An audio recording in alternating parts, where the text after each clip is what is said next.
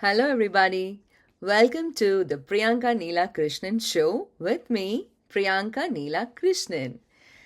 And today is Enterprise Security Series, episode 41. And today's topic, the attacker didn't hack you, they just called you. Yes, this enterprise security show is for the people who defend organizations and want the truth about how attacks really succeed. Standing note before we start, this is independent commentary, my own views, not tied to any employer, product, or vendor.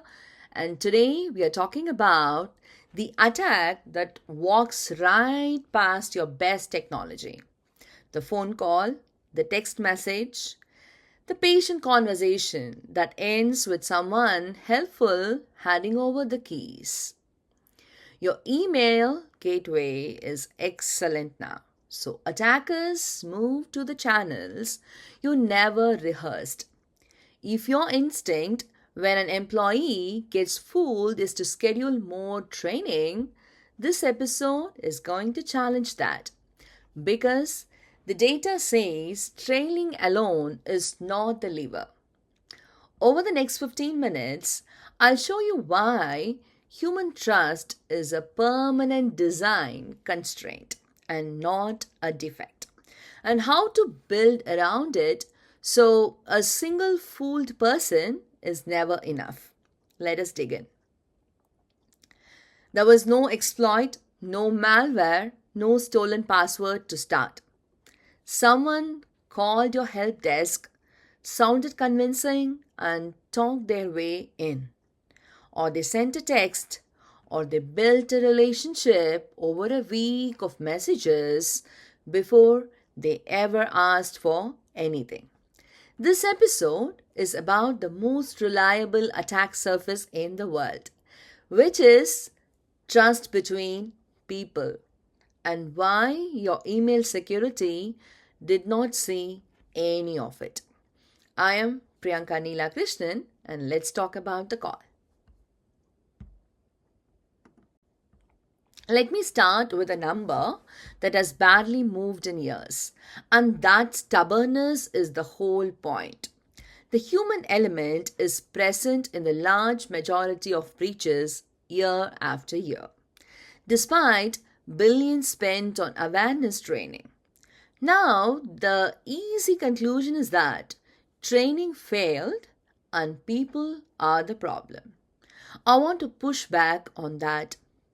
The failure rate on trained versus untrained users on the same attack is often nearly identical, which tells you the issue is not that people did not learn. The issue is that attackers moved. We spent a decade teaching people to spot a suspicious email, and we got good at it, really good. So the attackers left the inbox. They went to the phone, to text, to social media, to real time conversation. Channels your training never rehearsed and the email gateway, cannot see. The human is still the target. The attack just changed address. Let me defend the humans for a moment because the framing matters. When the same phishing test shows nearly identical failure rates for trained and untrained users, the lesson is not that people are hopeless or that training is worthless. The lesson is that we optimized one channel, email, until we squeeze the click rate down to almost nothing. And the attackers responded rationally by moving to channels we never rehearsed. So the raising human element number is not a story about human weakness. It is a story about attackers' adaptation. They go where the defense is thin.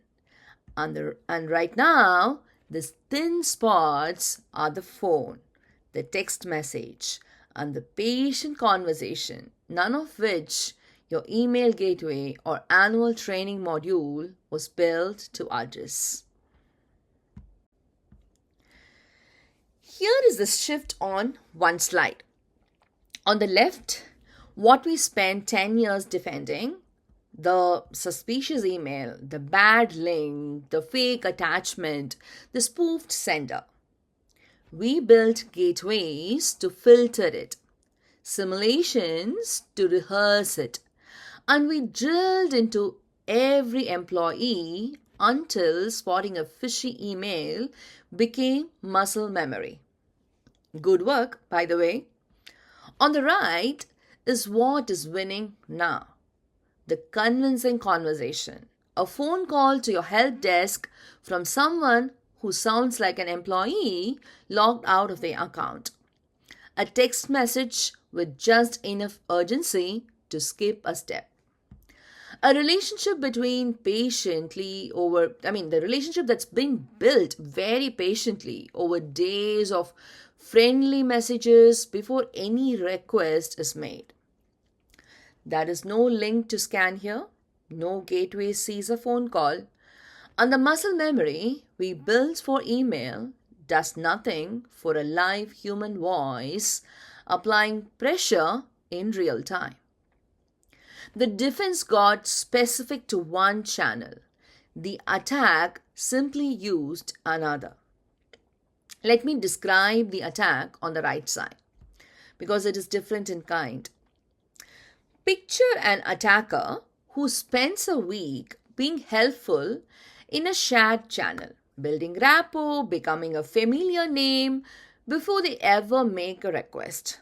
Or one who calls your service desk sounding stressed and locked out, applying exactly the pressure that makes a helpful person skip a verification step.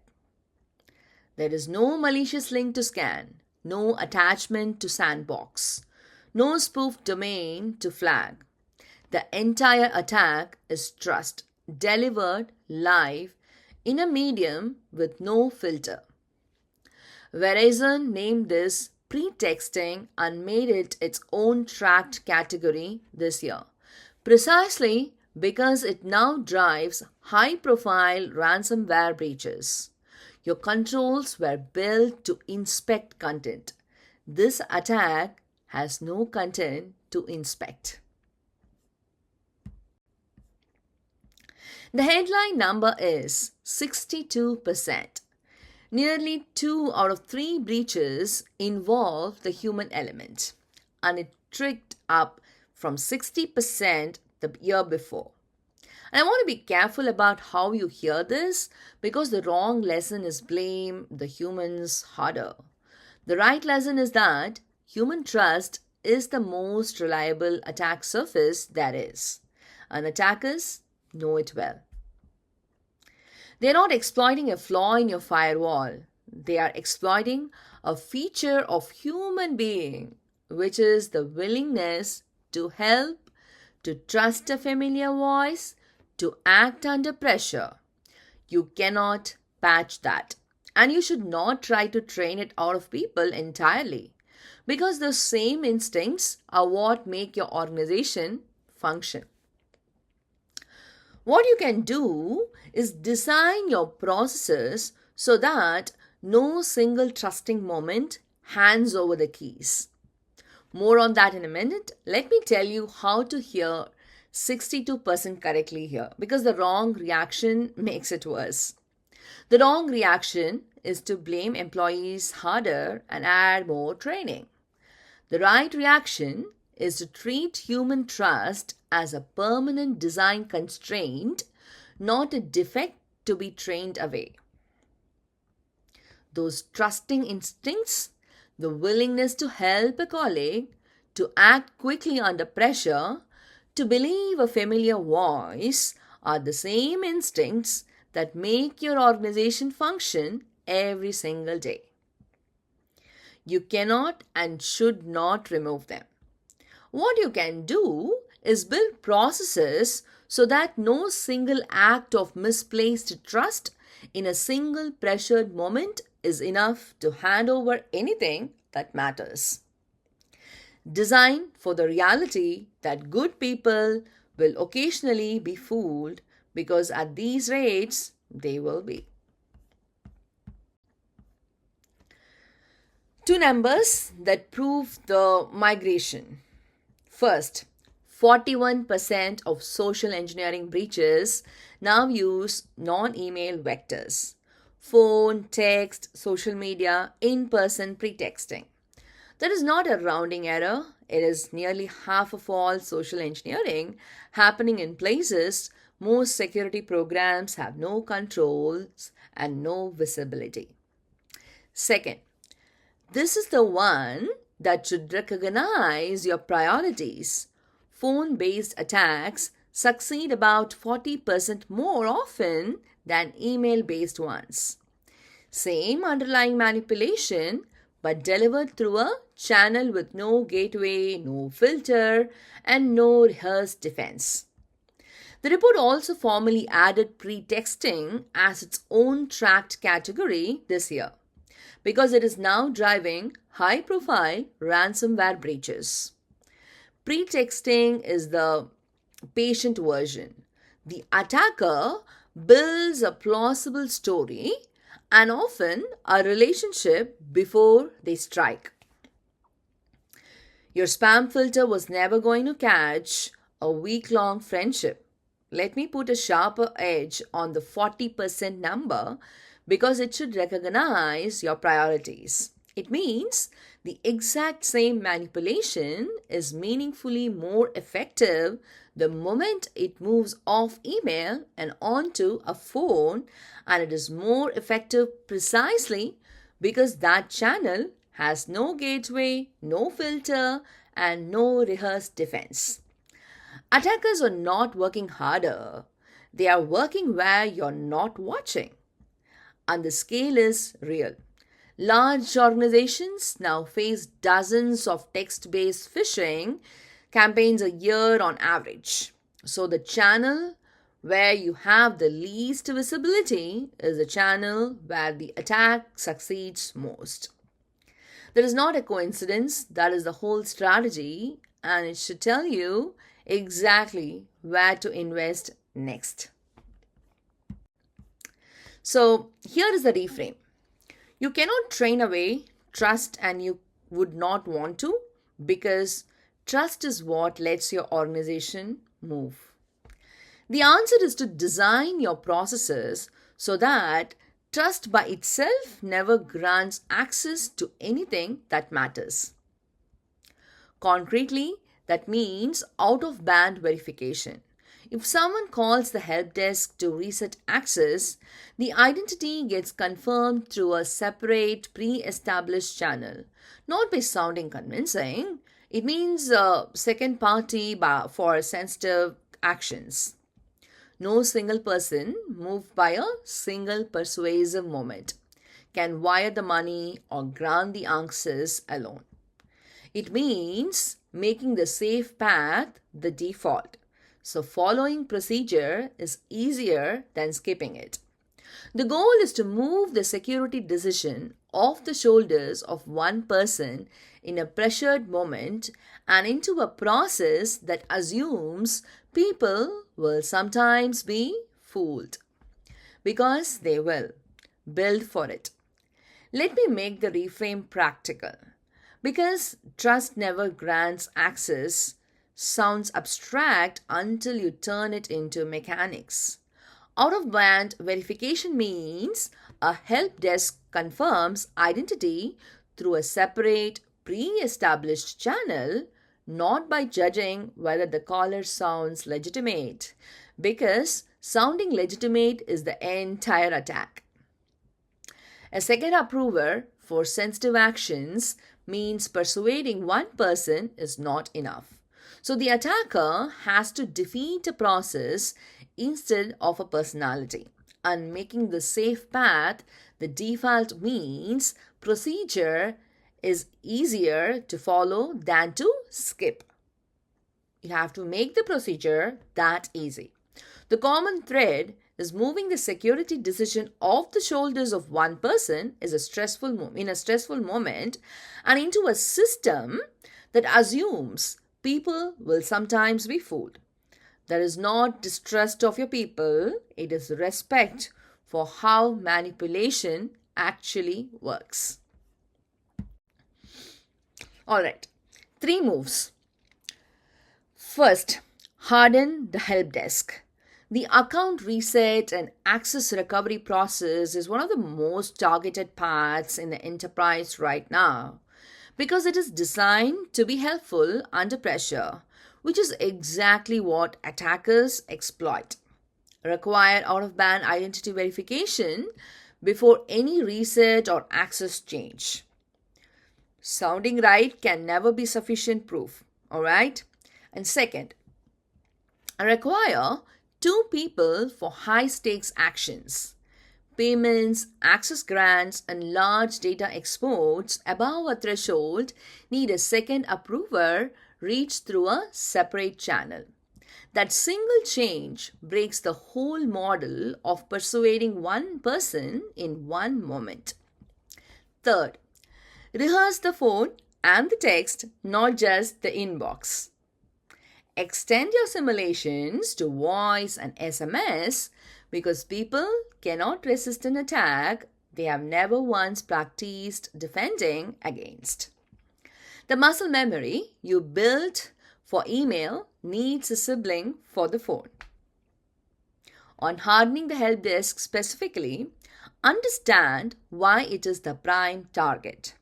It exists to be helpful to people in trouble, which is exactly the emotional setup attackers are exploiting.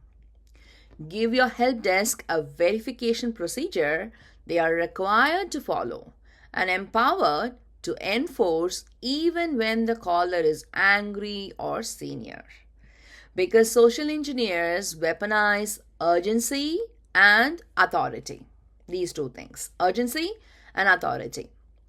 On rehearsing voice and text, extend your simulations beyond the inbox because a defense that has never been practiced does not exist under pressure, alright? And on the 2% rule, set a sensible threshold so it applies to what matters? Payments and access grants and large exports without grinding daily work to a halt. The goal is friction exactly where the stakes are high and nowhere else. So, to close, the strongest firewall in the world still answers the phone, and increasingly, that is where the breach begins. Stop treating the human element as a failure to train and start treating it as a design constraint. Build processes that stay safe even when a good person gets fooled because good people will get fooled and the attackers have moved to the exact channels where our decade of training does not reach. In the next episode, we follow one of these intrusions all the way to its most feared ending, ransomware. Yes, ransomware. And I'm going to show you that ransomware is almost never the first step. The warning signs were sitting in your environment for months. I am Priyanka Neela Krishnan. Thanks for watching. So carry this one forward. The strongest technical stack in the world still has a phone number, a help desk, and people who want to be helpful. And that is increasingly where the breach begins. Stop scoring the human element as a training failure and start engineering for it as a design constraint. Build processes that stay safe when a good person gets fooled because the data is unambiguous. At these rates, over enough attempts, someone will be. The organizations that accept that and design for it are the ones that turn a successful social engineering attempt into a contained event instead of a front page one. This is the source slide. I'll give you a few seconds to take a look at it. Alright, this is episode 41. Carry this with you. The strongest technical stack in the world still has a phone number, a help desk, and people who want to be helpful, and that is increasingly where the breach begins.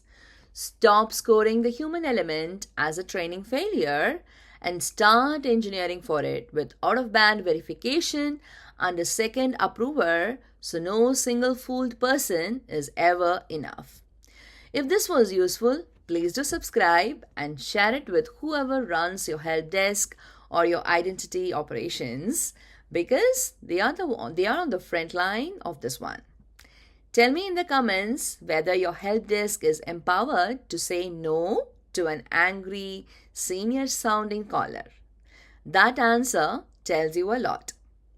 I am Priyanka Neela Krishnan, and this has been my independent commentary on enterprise data security, and I'll see you in the next one. Until then, stay safe, stay secure, be happy. Bye, everybody.